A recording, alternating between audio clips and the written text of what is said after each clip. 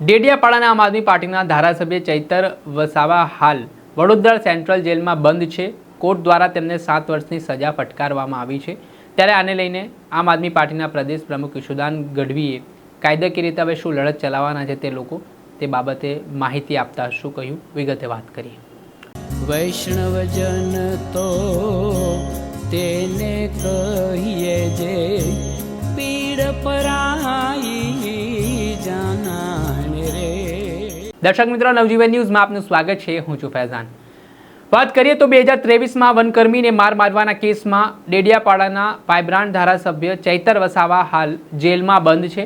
અગાઉ પણ તેમની સામે ગંભીર કલમો હેઠળ ગુનાઓ નોંધાઈ ચૂક્યા છે, પરંતુ 3 વર્ષની અંદર સેશન કોર્ટ દ્વારા આ કેસમાં 7 વર્ષની સજા ફટકારતો ચુકાદો આપવામાં આવતા ચૈતર વસાવાના સમર્થકો માટે આ આઘાતજનક સમાચાર પણ માનવામાં આવી રહ્યા છે। ત્યારે આ મામલે આપના પ્રદેશ પ્રમુખ ઈશુદાન ગઢવીએ કહ્યું કે ચૈતર વસાવા આદિવાસી સમાજના લોકોને હક અને અધિકાર માટેની લડાઈ લડતા હતા ને તાજેતરમાં નર્મદા જિલ્લા પંચાયત પણ જે ચૈતર વસાવાએ જીતાડી તેના કારણે ભારતીય જનતા પાર્ટીને આ વસ્તુ ન ગમી, કણાની જેમ ખૂંચી ને તેના કારણે તેમનાથી બદલો વાળવા માટે ખોટો કેસ કરીને તેમને જેલમાં નાખવાનું ષડયંત્ર કરવામાં આવ્યું। સાથે જ આ મામલે હવે આગામી દિવસોમાં કાયદાકીય લડતની વાત કરીએ તો હવે આમ આદમી પાર્ટી ગુજરાત હાઈકોર્ટના દ્વાર ખટખટાવવાની છે, જેમાં દિલ્હી અને ગુજરાતના નામાંકિત વકીલોની ફોજ છે તે પણ ઉતારવામાં આવી હોય તેવો દાવો ઈશુદાન ગઢવીએ કરતા શું કહ્યું તે સાંભળો। ચેતરભાઈ વસાવાને આપે જોયું હશે કે એક ભાજપના ધારાસભ્ય હોય તેમને તરત નિર્દોષ છૂટી જાય છે, ક્લીન ચીટ મળી જાય છે, જ્યારે આમ આદમી પાર્ટીના ધારાસભ્ય કે જેમણે આદિવાસી સમાજનો અવાજ બનવાની ભૂલ કરી છે, ગુનો કર્યો છે, આદિવાસીઓને જાગૃત કરવાનો ગુનો કર્યો છે, એટલે ભાજપે શામ દામ દંડ ભેદ કરીને ડરાવીને ધમકાવીને ભાજપમાં લાવવાના તમામ પ્રયાસો નિષ્ફળ ગયા। ત્યારે એમના ઉપર ડે ટુ ડે કેસ ચલાવડાવીને 7 વર્ષની સજા જે આપી છે ચેતરભાઈ વસાવાને, જેને લઈને સમગ્ર આદિવાસી સમાજના યુવાનો, મહિલાઓ, માતા બેન, દીકરીઓમાં તો વિરોધ છે જ ભાજપને લઈને, પણ આખા ગુજરાતમાં એનો વિરોધ છે, જેને લઈને આમ આદમી પાર્ટીએ નક્કી કર્યું છે અમે 26 તારીખે તમામ જિલ્લાઓમાં આઈ સપોર્ટ ચેતર વસાવા કરીને એક માર્ચ કાઢવાના છીએ।